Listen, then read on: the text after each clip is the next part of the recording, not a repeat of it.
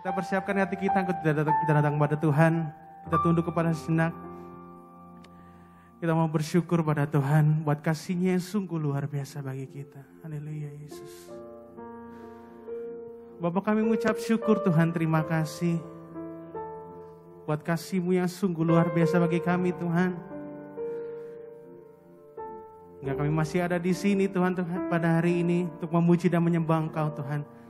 Semua karena perkenanan-Mu yang sungguh luar biasa bagi kami Yesus. Ini kami Tuhan, kami datang kepadamu Tuhan meninggikan nama-Mu, memuliakan nama-Mu Yesus. Terima kasih Tuhan, terima kasih Tuhan. Kami mengucap syukur di dalam nama Tuhan Yesus. Haleluya. Amin.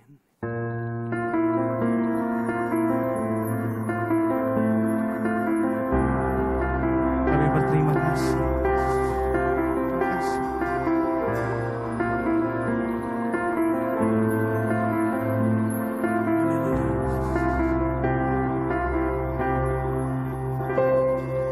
Kau hiasi kehidupanku dengan kemurahan-Mu. Kau rancangkan masa depanku penuh dengan harapan. Aku ada saat ini, semuanya karena kasih-Mu. Aku hidup hari ini, semua berkat kemurahan-Mu. Terima kasih Yesus, Engkau sangat baik, teramat baik bagiku. Kami mengucap syukur Tuhan.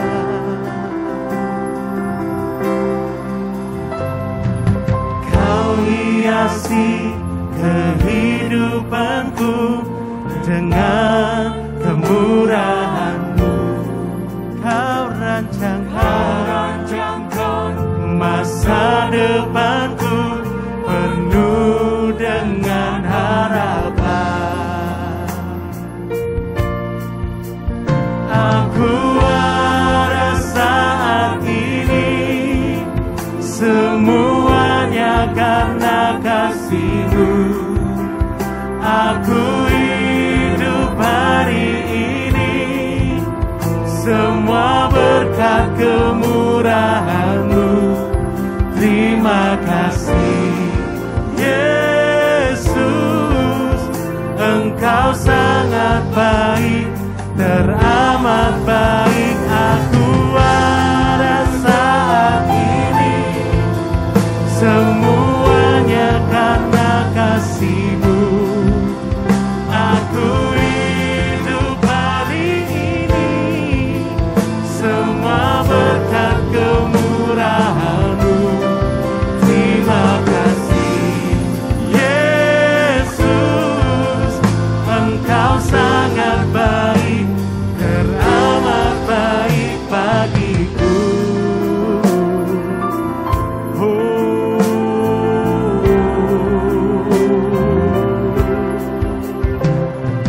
Kau hiasi kehidupanku dengan kemurahan-Mu. Kau rancangkan masa depanku penuh dengan harapan. Mari sama-sama katakan. Aku ada saat ini, semuanya karena kasih-Mu. Aku hidup hari ini, semua berkat kemurahan-Mu. Terima kasih Yesus, Engkau sangat baik, teramat baik. Aku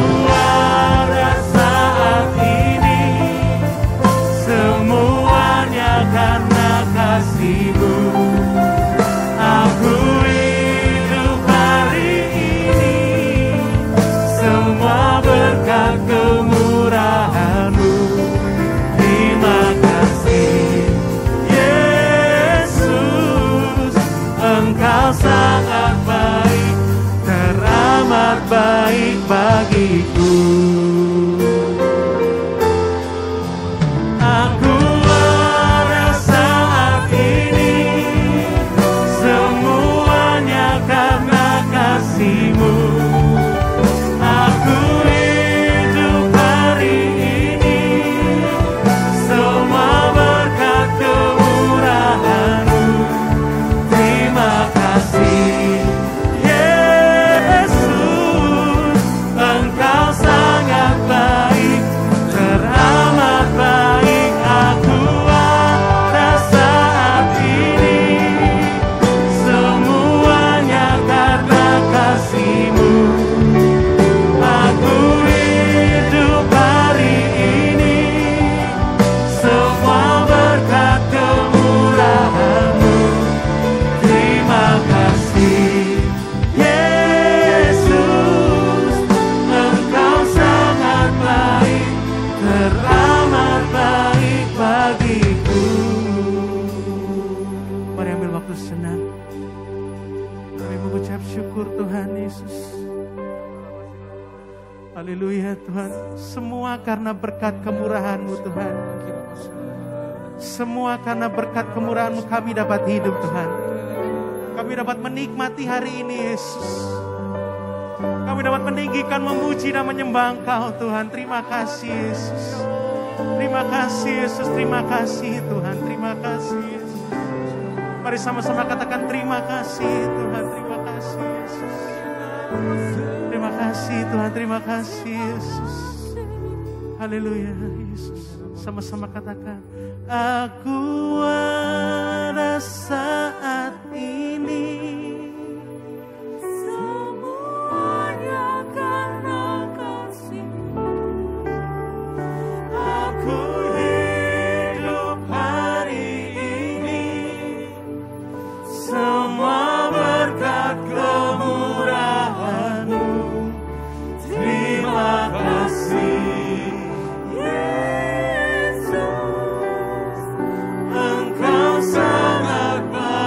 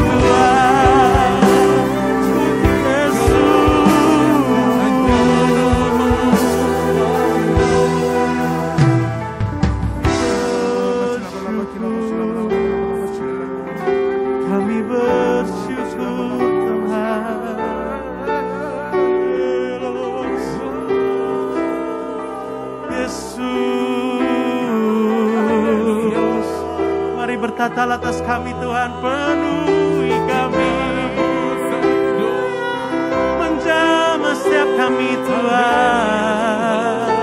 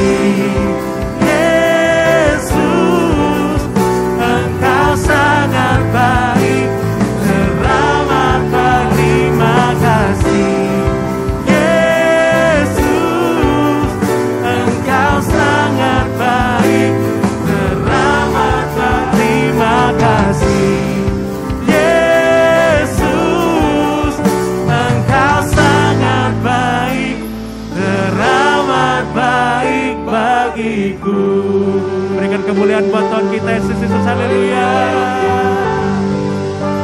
Haleluya.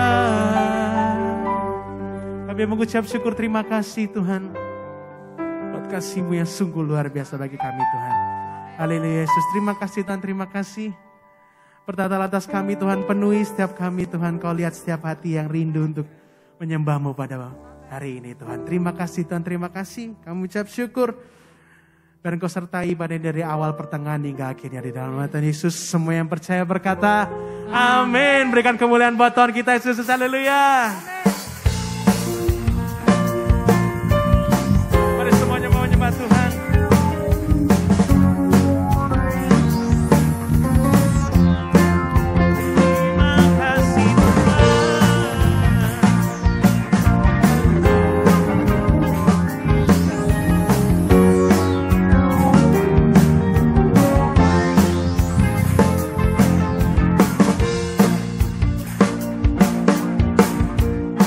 Sama-sama katakan, berjalanlah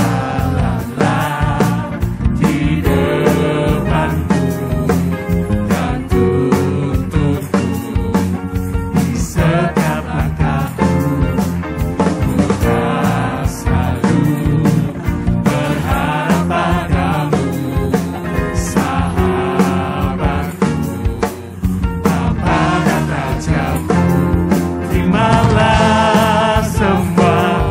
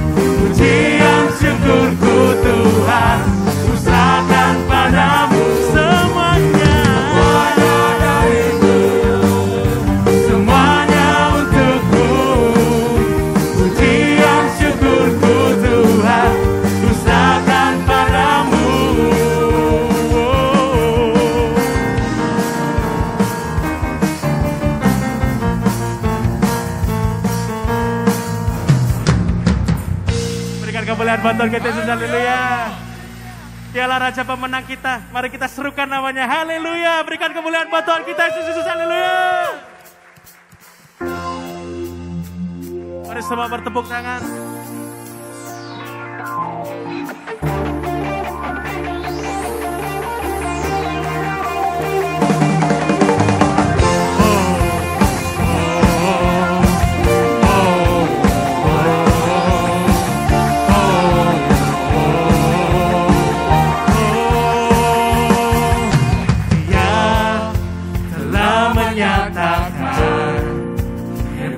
Kasih-Nya yang selamatkan kita, bahkan yang beri kuasa bagi setiap kita yang mengandalkannya. Oh, hanya Yesus Tuhan dahsyat berkuasa, Sang Raja pemenang yang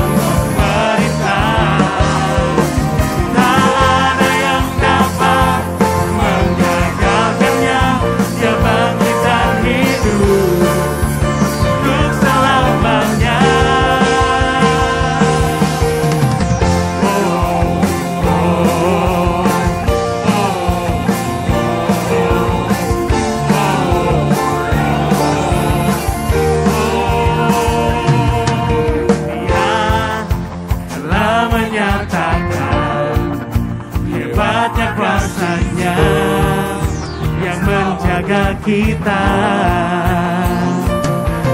bahkan yang beri kuasa untuk menghancurkan semua pendakwa kita. Oh, hanya Yesus Tuhan dahsyat berkuasa, Sang Raja pemenang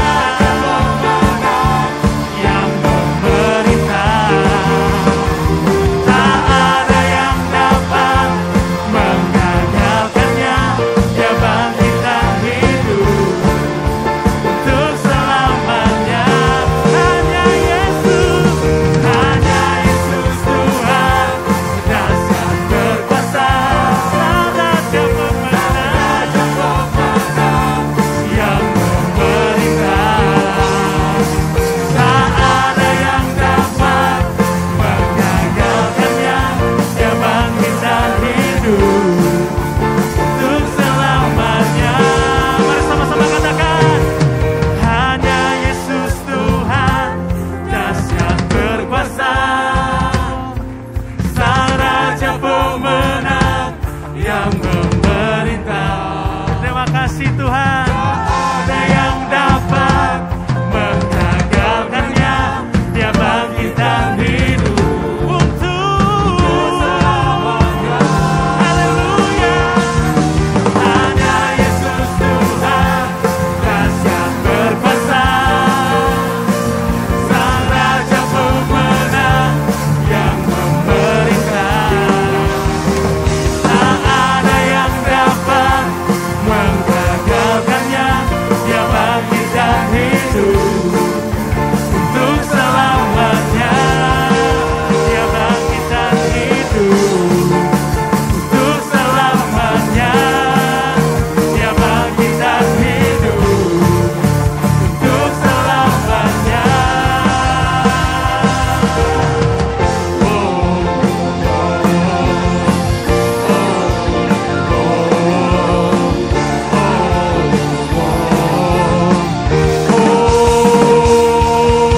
Berikan kemuliaan buat Tuhan kita Yesus, haleluya. Silakan duduk. Haleluya Yesus. Kami berterima kasih Tuhan. Kami berterima kasih Yesus. Kami akan terus memuji dan menyembah Engkau Tuhan. Kami siapkan hati kami untuk menerima firman-Mu Yesus. Terima kasih Tuhan.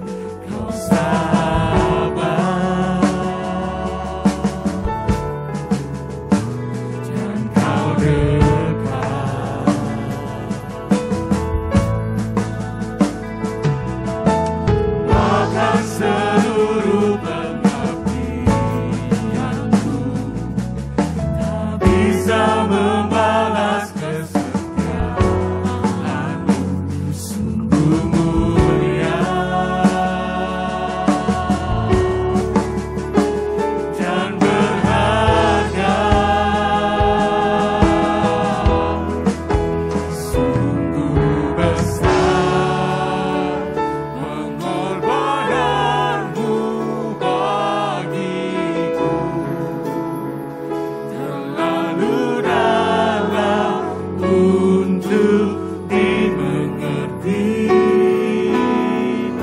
Sungguh besar, sungguh indah yang kau pikirkan tentangku, tak terselami bagiku. Kau sungguh indah, sungguh indah.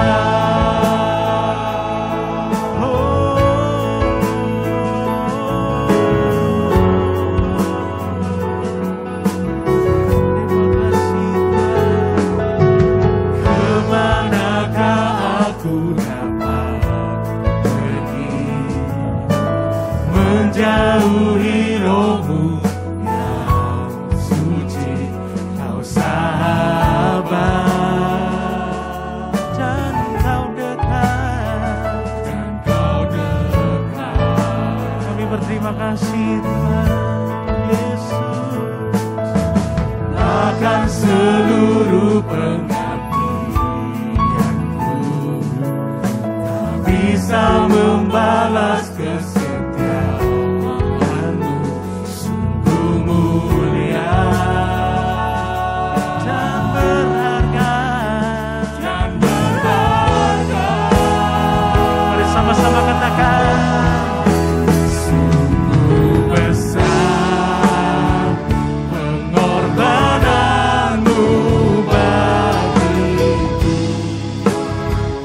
terlalu dalam untuk dimengerti. Sungguh besar, sungguh indah yang kau pikirkan tentangku, tak terselami bagiku.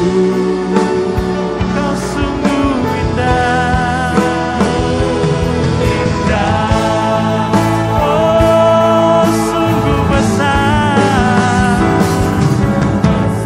pengorbananmu Tuhan.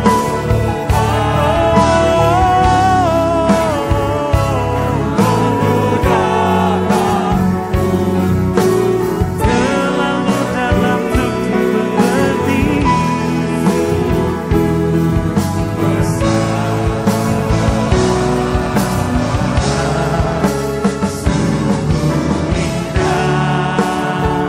yang kau pikirkan tentangku, tak terselami bagiku.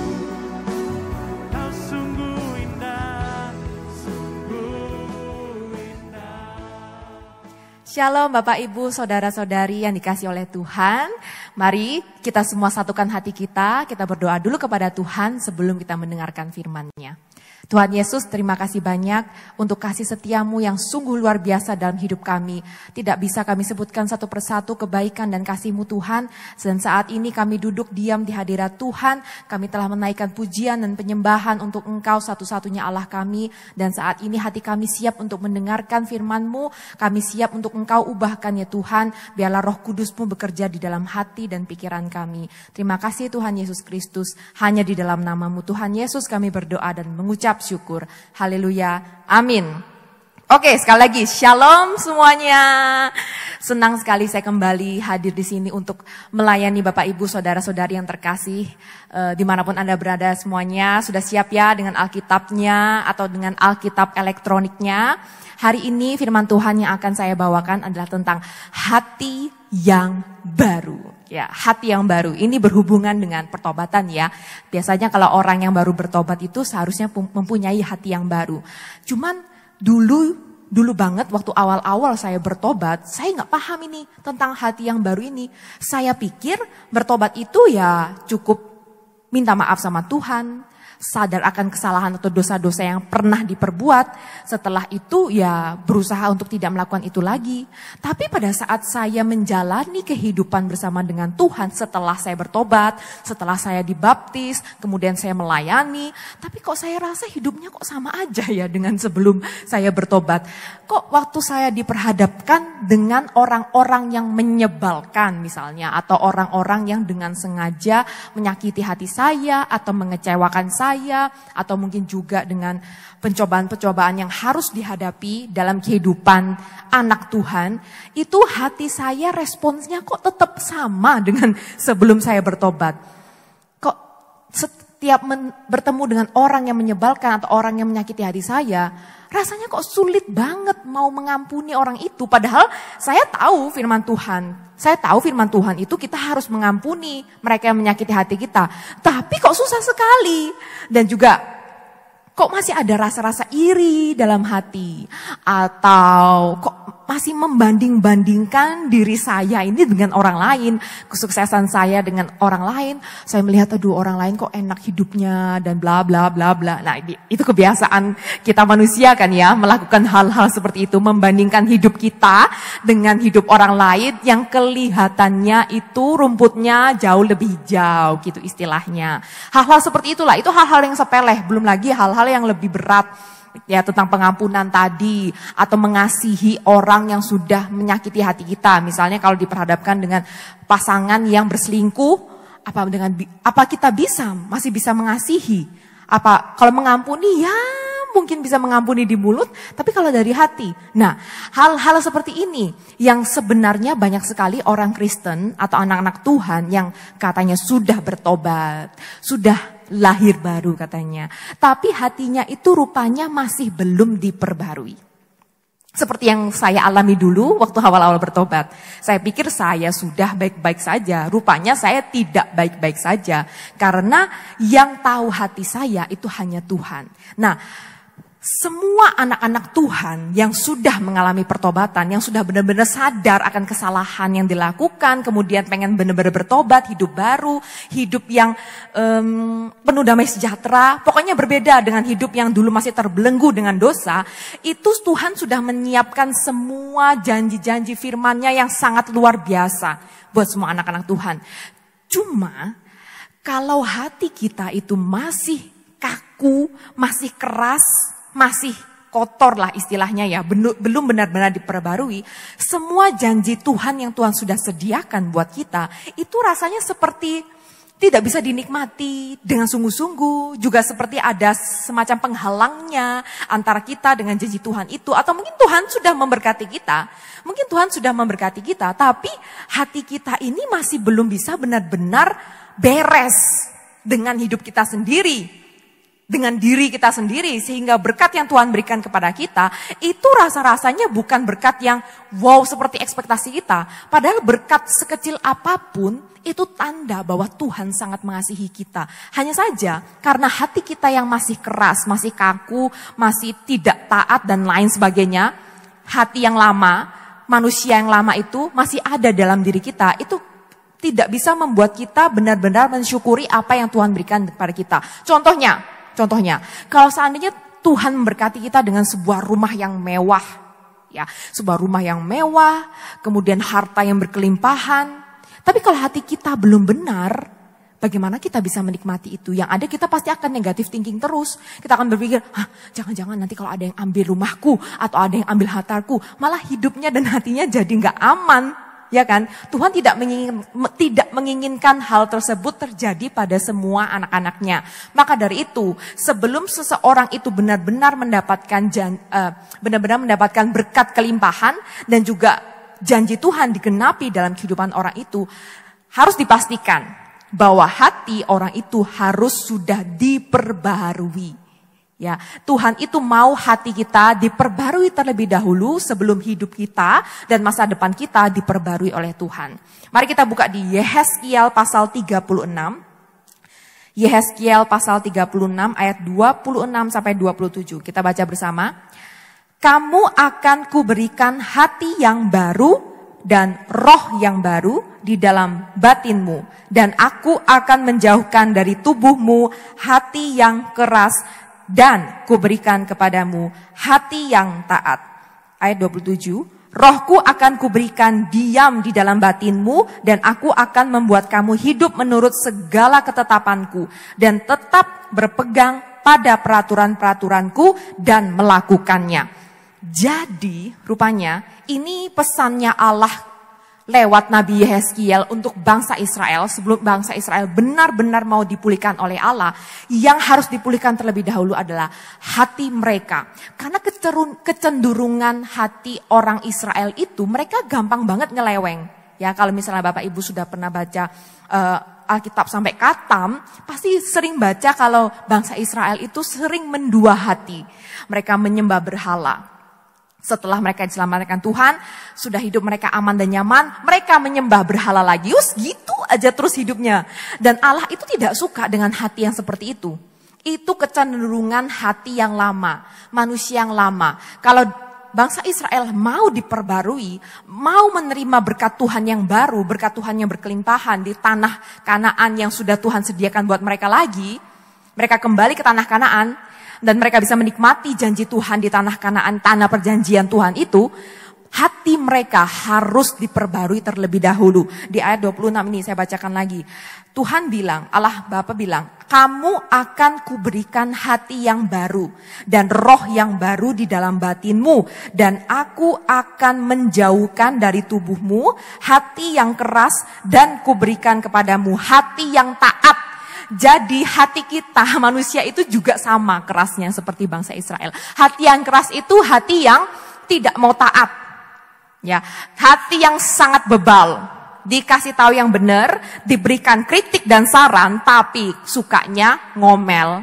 Merasa diri itu benar, juga sombong. Merasa selalu yang paling hebat, yang paling benar, atau bisa melakukan segala sesuatu sendiri tanpa bantuan orang lain atau bahkan bantuan Tuhan. Sok tahu, ya manusia kan begitu, selalu pengen menjadi seperti Allah. Maka dari itu iblis selalu memberikan tipu-tipu daya dan tipu-tipu muslihan dalam pikiran dan hatinya manusia. Supaya manusia itu berpikir kalau manusia tidak butuh Allah. Nah, hati yang keras seperti itu yang Allah tidak suka. Allah menciptakan manusia bukan seperti itu pada awalnya. Manusia menjadi seperti itu karena sejak manusia jatuh dalam dosa, menjadi jauh dari Tuhan sehingga hatinya itu semakin keras. Sedangkan Tuhan ingin semua anak-anak Tuhan itu punya hati yang taat. Hati, kerendahan hati sadar. Kerendahan hati yang membawa semua manusia, kita ini sadar bahwa kita tidak bisa hidup tanpa Tuhan. Kita ini siapa? Kita ini loh, sebentar lagi kalau kata firman di Alkitab, hidup kita ini seperti uap yang sebentar saja tuh udah hilang gitu. Ya benar aja, buktinya kita tidak tahu. Kita tidak pernah tahu umur kita itu sampai berapa. Kita tidak tahu setelah ini kita masih bisa hidup 10 tahun, 20 tahun, atau cuman kira-kira 1 bulan saja. Kita tidak pernah tahu tentang hidup kita. Kita pun tidak bisa mendapatkan kesuksesan tanpa Tuhan. Nah, kalau misalnya kita sadar akan hal itu berarti hati kita mulai menjadi hati yang lebih lembut. Punya kerendahan hati. Kita merasa kita tidak bisa hidup tanpa Tuhan. Kita tidak sombong sama sekali. Saat Tuhan mengkritik kita, kalau kita melakukan kesalahan atau kita melakukan dosa yang tidak berkenan di hadapan Tuhan, kita langsung sujud seperti Daud. Waktu Daud diberitahukan oleh Nabi Nathan kalau dia telah berdosa di hadapan Tuhan karena dia berzina dan juga membunuh istrinya Batsheba, dia bukannya langsung, bukannya dia menolak atau dia denial atau apa, dia tidak merasa dia berdosa, dia langsung mengoyakkan pakaiannya dan dia langsung sadar bahwa dia orang berdosa. Hati seperti itu yang Tuhan inginkan, hati yang taat, hati yang lemah lembut, penuh dengan kerendahan hati yang mau dibentuk. Nah, Tuhan itu mau mengubah hati kita. Jadi hati kita yang lama itu benar-benar dibuang, bukan cuma sekedar kayak ditembel-tembel atau cuma dibersihkan bagaimana gitu ya. Tidak bisa. Tuhan benar-benar ingin mengubah hati kita. Ini tidak bisa. Hati kita itu bukan liver ya. Jadi ini seperti kiasan. Hati kita itu benar-benar harus Tuhan ganti dan Tuhan ubahkan total. Karena seperti bangsa Israel, kita manusia punya kecenderungan untuk gampang jatuh dalam dosa. Seperti bangsa Israel, mereka berkali-kali mereka mendua hati. Sudah bertolong Tuhan, sudah ditolong Tuhan, sudah diberkati Tuhan, mereka menyembah berhala lagi. Nanti mereka masuk ke dalam pencobaan, mereka mencari Tuhan, mereka ditolong Tuhan, mereka mendua hati lagi. Seperti itu terus, kita manusia pun bisa seperti itu juga.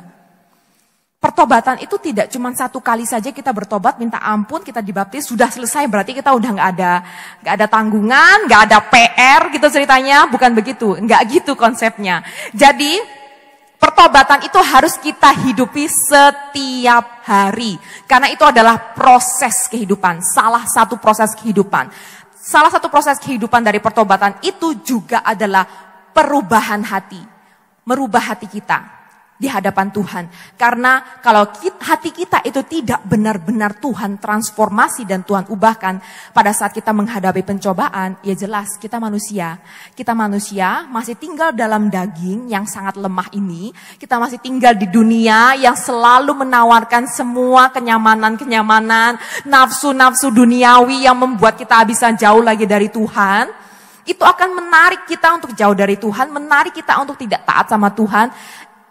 Kecenderungan hati kita itu jatuh dalam dosa lagi kalau misalnya hati kita tidak benar-benar diubahkan untuk sama dan serupa seperti hati Tuhan Yesus. Maka dari itu perlu sekali Tuhan, seperti yang Tuhan bilang, Tuhan akan memberikan hati yang baru dan juga roh yang baru di dalam batin kita, dan Tuhan akan menjauhkan dari tubuh kita hati yang keras, dan Tuhan akan berikan kepada kita hati yang taat di ayat 27. Roh Tuhan, Rohku akan kuberikan diam di dalam batinmu, dan aku akan membuat kamu hidup menurut segala ketetapanku dan tetap berpegang pada peraturan-peraturanku dan melakukannya. Kalau kita punya hati yang keras, hati yang lama, kita tidak akan pernah bisa melakukan ketetapan-ketetapan Tuhan dengan sepenuh hati kita. Kenapa? Karena ketetapan dan peraturan Tuhan itu bertentangan dengan kehendak dagingnya kita. Misalnya, gampangnya aja, kita bertemu dengan orang yang menyakiti hati kita. Daging kita mau apa? Daging kita jelas mau benci sama dia. Daging kita pengennya membalas dendam. Tapi apa yang dikatakan oleh firman Tuhan? Tuhan dengan sangat jelas bilang kita harus mengampuni mereka, mengasihi mereka. Kasihilah sesamamu manusia seperti dirimu sendiri. Bahkan musuh-musuh juga harus kau kasihi dan kau harus kau ampuni, karena Bapa sudah mengasihi dan mengampuni kita terlebih dahulu. Tapi kan daging kita nggak akan sanggup untuk melakukan itu. Hati kita pun juga tidak akan sanggup untuk bisa mengampuni dan mengasihi orang yang sudah menyakiti hati kita. Apalagi kita menggunakan hati yang lama itu, hati yang keras. Semakin hari semakin keras. Seperti yang saya alami dulu waktu saya awal-awal bertobat dan saya masih belum paham tentang perubahan hati yang baru. Hati saya tuh masih keras, jadi kalau disuruh mengampuni itu susah sekali.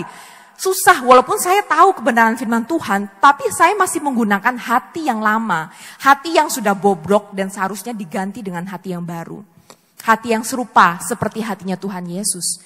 Kalau hati kita belum diubahkan menjadi seperti hati Tuhan Yesus, semua peraturan Tuhan, semua firman Tuhan, semua ketetapan Tuhan itu akan menjadi sulit untuk dilakukan. Belum lagi, kalau hati kita itu masih hati yang lama, hati yang sangat bobrok dan penuh dengan kotoran noda dosa-dosanya kita, gak bisa Roh Kudus tinggal dalam hati yang seperti itu. Karena Roh Kudus adalah Roh yang kudus. Ya, ini namanya Roh Kudus. Roh Kudus adalah Roh yang sangat kudus dan suci. Kalau Roh Kudus mau tinggal dalam hati kita, ya hati kita harus kudus dan suci dulu. Kita juga harus kudus dan suci, maka dari itu Roh Kudus bisa tinggal dalam hati kita. Nah, bagaimana supaya hati kita bisa kudus dan suci? Ya kita harus berikan kepada Tuhan, agar Tuhan ubahkan hati kita menjadi hati yang baru. Sama seperti kita kalau disuruh tinggal di sebuah rumah yang reot, yang sudah banyak bolong-bolongnya, bocor di mana-mana, sudah nggak layak tinggal deh. Mau kita dekorasi, pakai dekorasi yang sangat indah, dekorasi yang mahal-mahal, juga tidak akan layak tinggal kalau masih atapnya masih bocor semuanya, dinding-dindingnya juga sudah reot, terus banyak kotoran-kotoran, pokoknya benar-benar tidak layak tinggal. Kita tidak akan bisa tinggal di sana dan juga tidak akan nyaman tinggal di sana. Rumah itu harus direnovasi, harus benar-benar dibongkar, dihancurkan, diambrukkan semuanya, kemudian didirikan lagi yang baru, kemudian baru didekorasi dan dihias sedemikian rupa, sehingga kita bisa tinggal dalam rumah itu saat rumah itu sudah direnovasi dengan baik dan bersih. Benar kan?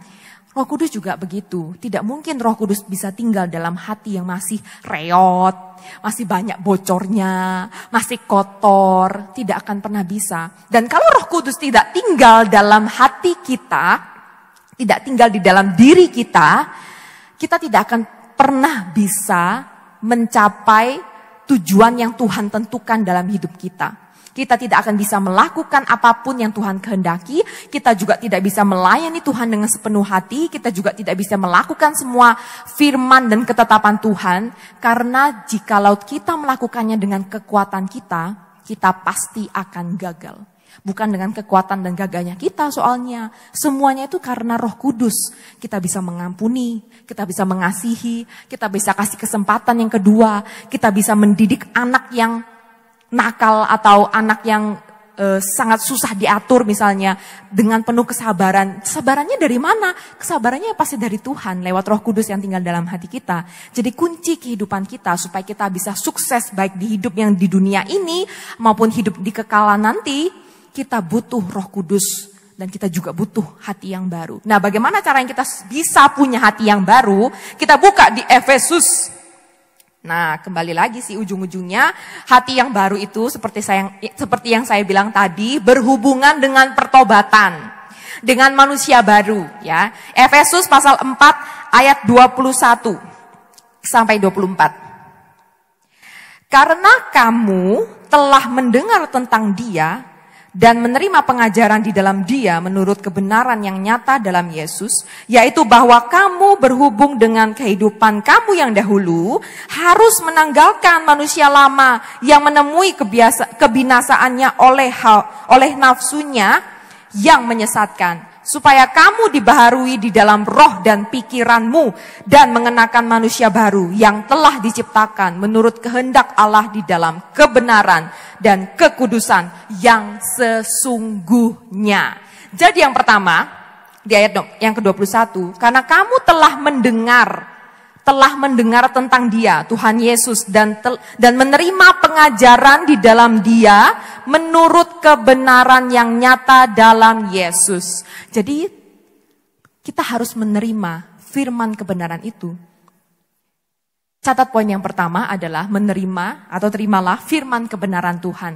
Kita sudah mendengarkan firman kebenaran tentang Tuhan. Kita juga dituntut untuk hidup di dalam kebenaran. Seperti di ayat 21 tadi. Kita sudah menerima pengajaran tentang Tuhan melalui khotbah-khotbah seperti sekarang ini. Atau renungan-renungan singkat yang bisa Anda baca di buku renungan. Atau buku-buku rohani. Atau mungkin Anda bisa dengarkan dari pujian penyembahan. Atau juga yang biasanya kita baca langsung dari Alkitab. Ini pengetahuan tentang Tuhan. Dan juga tentang firman kebenaran. Dan firman kebenaran ini bukan dongeng. Ini adalah firman kebenaran yang nyata dan punya kuasa yang sangat dahsyat. Jika Anda baca firman ini, banyak sekali katakan bahwa firman ini bisa mengubahkan.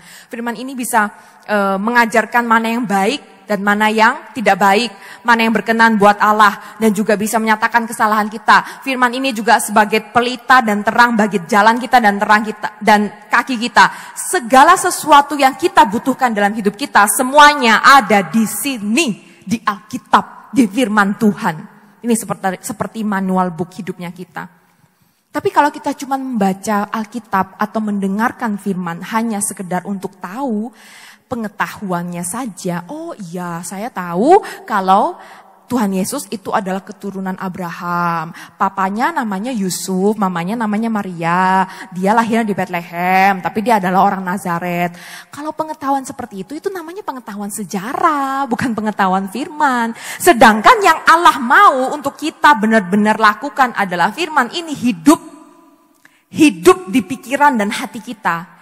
Kita renungkan siang dan malam direnungkan. Bukan Korea drama itu terus yang direnungkan.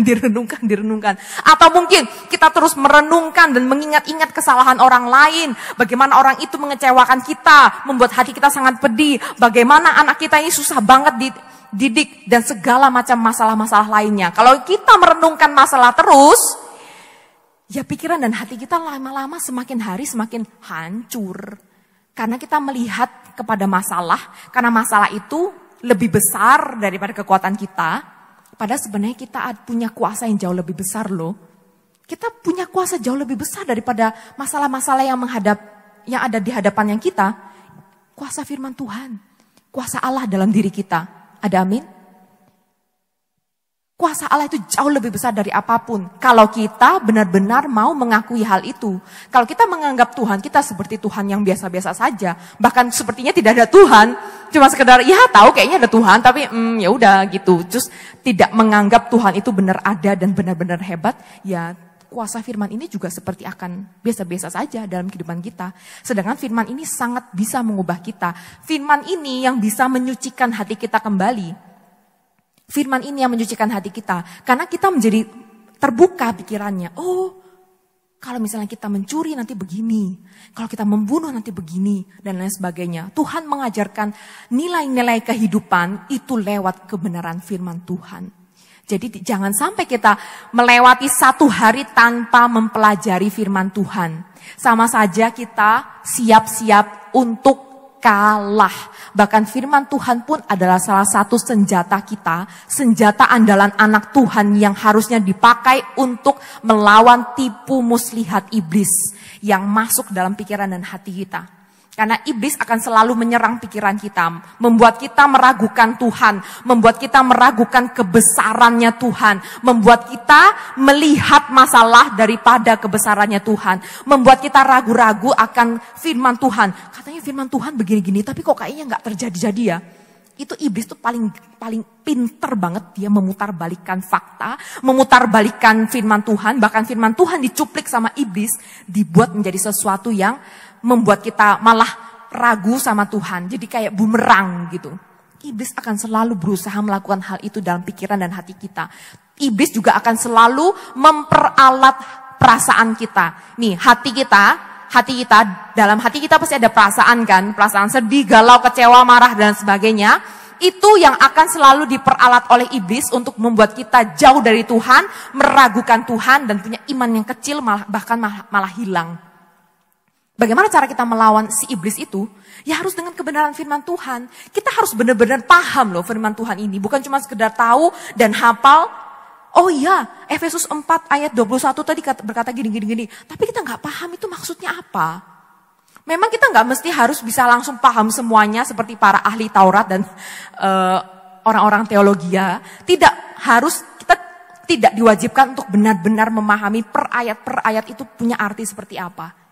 Tuhan hanya mau kita benar-benar mencari Dia lewat firman Tuhan dengan merenungkan firman Tuhan ini siang dan malam supaya rema yang kita dapat lewat pembacaan Alkitab atau mendengarkan khotbah, membaca renungan singkat, itu pasti ada remanya kan. Nah, remanya itu yang kita pakai untuk menjadi bekal supaya kalau iblis menyerang kita lawan balik dengan kebenaran firman Tuhan. Karena kebenaran firman Tuhan ini adalah iya dan amin. Apapun yang Tuhan ucapkan itu tidak akan kembali sia-sia. Benar kan? Amin? Benar sekali. Amin. Kebenaran Tuhan, kebenaran firman Tuhan itu selalu iya dan amin. Apapun yang Tuhan ucapkan itu pasti akan selalu jadi. Coba Anda lihat ke sekeliling Anda. Yang menciptakan alam semesta ini kalau bukan Tuhan siapa? Tuhan cuma mengucapkan saja. Jadilah matahari, bulan, bintang, pohon, gunung, dan lain sebagainya. Hanya dengan ucapan firman Tuhan saja. Begitu juga dengan hati kita. Kita nggak bisa ubah hati kita dengan firman mulut kita sendiri. Ayo berubah. Nggak bisa. Dengan kekuatan kita sendiri pun kita tidak akan mampu untuk mengubah diri kita sendiri. Kita butuh Tuhan.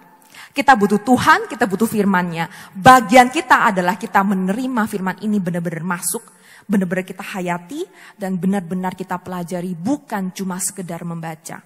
Oke, ayat yang selanjutnya tadi, ayat 22. Yaitu bahwa kamu berhubung dengan kehidupan kamu yang dahulu. ya, harus menanggalkan manusia lama yang menemui kebinasaannya oleh nafsunya yang menyesatkan. Jadi kita manusia itu punya nafsu-nafsu dunia yang menyesatkan. Tapi itu udah di manusia lama. Itu udah masa lalu, simple past tense. Jadi kita harus menanggalkan manusia lama kita.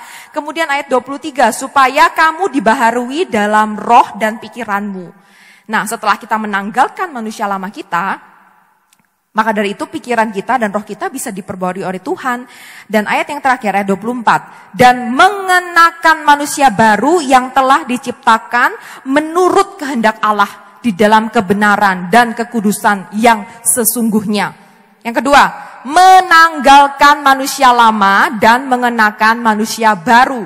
Jadi manusia lama kita, kebiasaan-kebiasaan lama kita itu harus benar-benar kita tanggalkan dan kita kembali mengenakan manusia yang baru. Itu cuma sekedar ibarat aja, kayak ibarat pakai baju gitu ya. Ibarat pakai baju. Oh, gini, ibaratnya ada seorang tahanan, kan pasti punya seragam tahanan. Nah, kalau tahanan ini udah dibebaskan dari penjara, sudah pasti bajunya harusnya dilepas. Ya kan? Baju seragam tahanannya yang lorek-lorek itu loh, itu harus dilepas. Nah, tapi kalau misalnya si tahanannya ini tetap keliling kemana-mana pakai baju seragam tahanan itu, orang-orang pasti akan menganggap, loh ini tahanan kabur dari penjara apa? Padahal sebenarnya statusnya dia itu sudah orang merdeka. Kita juga gitu gak sih? Ayo, Bapak Ibu Saudara-saudari yang terkasih dalam Tuhan, apakah kita masih seperti itu? Apakah kita masih menjadi seseorang yang memakai baju seragam tahanan, padahal jiwanya kita itu sudah Tuhan bebaskan lewat pengorbanannya di kayu salib. Kita ini sudah orang merdeka. Halo Bapak Ibu, kita sudah merdeka. Kita orang yang bebas. Jadi tanggalkan semua baju tahanan itu dan kita pakai baju baru. Baju yang rapi, bersih. Baju baru, baju normal seperti orang-orang normal, orang-orang bebas pada umumnya. Supaya pada saat orang melihat, oh dia bukan tahanan lagi, dia adalah orang bebas. Bukankah kita anak Tuhan juga harus demikian? Bagaimana caranya kita bisa menjadi terang kalau hati kita gelap? Coba saudara-saudariku merenungkan ini. Bagaimana kita bisa menjadi terang kalau hati kita sendiri masih gelap? Maka dari itu hati ini kita serahkan ke Tuhan. Bagaimana Tuhan ubahkan itu terserah Tuhan. Yang penting kita mau. Yang penting kita mau diproses, walaupun proses itu sakit, nggak enak, tapi kita mau. Karena kita tahu, walaupun nggak enak dan walaupun sakit sekarang, tapi nantinya hati kita itu akan Tuhan ubahkan menjadi hati yang sungguh luar biasa indahnya. Dan saya sangat yakin sekali, Bapak Ibu, kalau saudara-saudari, kalau sudah punya hati yang baru, hidupnya tuh rasanya damai banget. Terus gak kepikiran hal-hal yang dulu-dulu dan juga gak gampang membanding-bandingkan diri dengan orang lain atau iri hati atau gampang sakit hati, baperan misalnya. Kebiasaan-kebiasaan lama seperti yang tadi Firman katakan, tanggalkanlah manusia lamamu. Itu juga membutuhkan usaha kita. Jadi bukan cuma Tuhan tiba-tiba simsalabim, tring, berubahlah hatinya. Enggak gitu. Kita pun juga harus berjuang. Dengan kita serahkan ke Tuhan dan kita lepaskan semua kebiasaan lama kita. Contohnya, kalau kita punya kebiasaan untuk ngumpul-ngumpul, nih ya, ibu-ibu ngumpul di arisan, terus gibah-gibah. Nah, kalau misalnya kita tahu kumpulan itu tidak baik.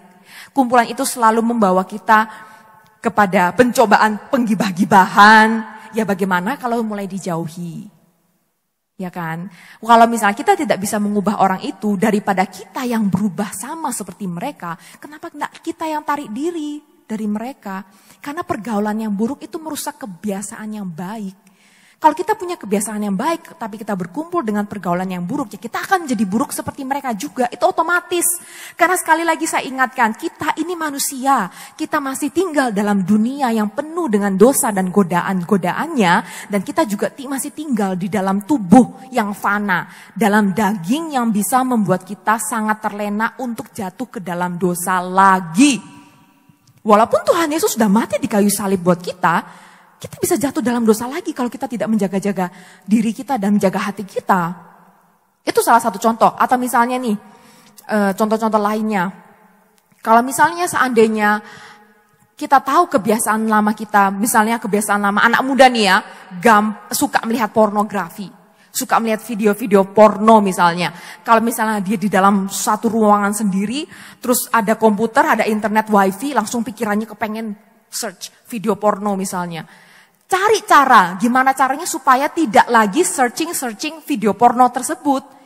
Ya diganti dengan, mungkin dimatiin kah wifi-nya, atau mungkin diblok semuanya, semua website seperti itu diblok, atau diganti.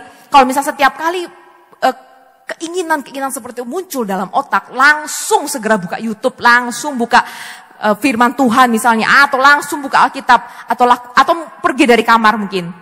Pergi ke kamar, ke ruang tengah, kumpul sama orang tua, nonton bareng sama orang tua, atau pergi sama teman-teman gereja, teman-teman komunitas yang bisa mengarahkan kamu ke jalan yang benar. Lakukan, cari cara untuk kita bisa menanggalkan kebiasaan-kebiasaan lama itu. Kebiasaan lama misalnya, ini hal yang lebih sepele lagi ya, itu hal yang agak-agak berat, itu berhubungan dengan belenggu dosa. Tapi yang ini belenggu kemalasan. Malas membaca Alkitab, itu adalah penyakit hampir semua anak Tuhan. Sudah baca Alkitab, malas. Udah baca Alkitab, ngantuk. Udah baca Alkitab, aduh masih pengen kerja dan banyak alasan lainnya. Padahal kalau scrolling sosial media itu bisa berjam-jam. Atau liatin video YouTube, liatin film-film Korea bisa berjam-jam. Tapi baca satu pasal dari Alkitab ini aja susahnya, bukan main. Mesti ada aja alasan, itu kebiasaan lama. Kebiasaan dari daging atau hidup manusia lama itu kita harus tanggalkan. Kita harus belajar untuk disiplin sendiri. Sebenarnya bisa, kalau ada kemauan dari dalam hati. Kalau ada kemauan, pasti ada cara. Kalau nggak ada kemauan, ya nggak akan ada cara. Benar kan? Kita sendiri pun harus berusaha dari diri kita untuk kita melepaskan, meninggalkan, dan membuang semua kebiasaan-kebiasaan lama yang membuat kita tidak dekat sama Tuhan, yang membuat kita jadi jauh atau meragukan Tuhan. Itu harus kita tinggalkan. Itu bagian kita. Bagian kita adalah kita meninggalkan semua kebiasaan lama kita itu, dan kita pakai manusia yang baru, atau kita serahkan hati kita ke Tuhan, dan kita siap hati kita ini diganti dengan hati yang baru, walaupun prosesnya memang juga gak enak. Nah, manusia baru itu kita taunya dari firman Tuhan juga. Ujung-ujungnya firman Tuhan kok memang. Bagaimana kita tahu manusia yang baru? Kita orang yang gampang mengampuni, orang yang penuh dengan kasih, kelemah lembutan, kerendahan hati, dan semuanya yang mirip seperti Tuhan Yesus. Itu semua tercantum dan tercatat dengan sangat detail di Alkitab. Jadi tetap aja intinya, kalau kita mau tahu manusia baru itu seperti apa, ya ujung-ujungnya baca lagi Alkitab. Makanya jangan males ya Bapak Ibu, saudara-saudari untuk baca Alkitab. Jangan sampai males, karena Alkitab ini adalah sumber kekuatan hidup kita. Itu bagian kita. Kalau kita mau punya hati yang baru, saat kita sudah punya hati yang baru, wow, sungguhan, saya sudah mengalami ini. Kalau waktu saya sudah, bukan berarti saya sempurna ya hatinya, enggak. Tapi saya sudah bisa merasakan bagaimana punya hati baru yang Tuhan proses perlahan demi perlahan. Lewat proses-proses yang enggak enak banget, jujur aja enggak enak banget. Tapi perlahan demi perlahan, semakin dekat dengan Tuhan, semakin cinta Tuhan, semakin mendalami firman Tuhan. Bukan cuma baca Alkitab, tapi juga dengar khotbah, baca renungan, dan segala sesuatu tentang kebenaran Tuhan Yesus. Itu membuat kita semakin dan semakin dekat sama Tuhan, semakin membenci diri kita yang lama, semakin membenci kebiasaan karakter kita yang lama, cara berpikir kita yang lama, itu semakin kita benci. Dan kita sendiri pun akan jijik gitu sama dulu kita yang gampang baperan misalnya, atau kita yang suka menyimpan dendam misalnya. Kita merasa, dulu kok aku kayak gitu ya. Bisa berpikir seperti itu. Saat Tuhan sudah mulai mengubahkan atau mentransformasi hati kita, merenovasi hati kita lewat firman Tuhan dan lewat hubungan kita dengan Tuhan yang semakin dan semakin dekat. Wow, damai sejahtera Tuhan itu turun dengan sangat luar biasanya. Sukacitanya Tuhan juga. Walaupun di depan ini ada masalah, pencobaan, rintangan, apapun itu, semuanya rasanya lebih ringan untuk dihadapi. Karena hatinya itu sudah baru, sudah bersih, udah kinclong. Dan masih terus Tuhan proses supaya semakin hari semakin kuat. Hati yang baru bukan cuma bersih dari dosa, tapi juga hatinya tuh kuat dan teguh.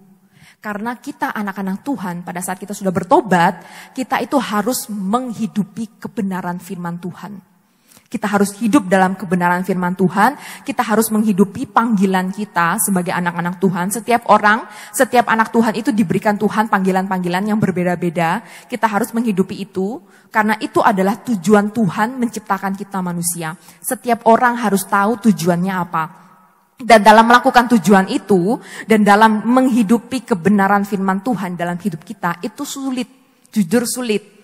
Seperti yang tadi saya sudah berkali-kali bilang, karena kita tinggal di dunia dan kita masih tinggal dalam tubuh yang fana dan daging yang lemah ini akan selalu membuat kita gagal.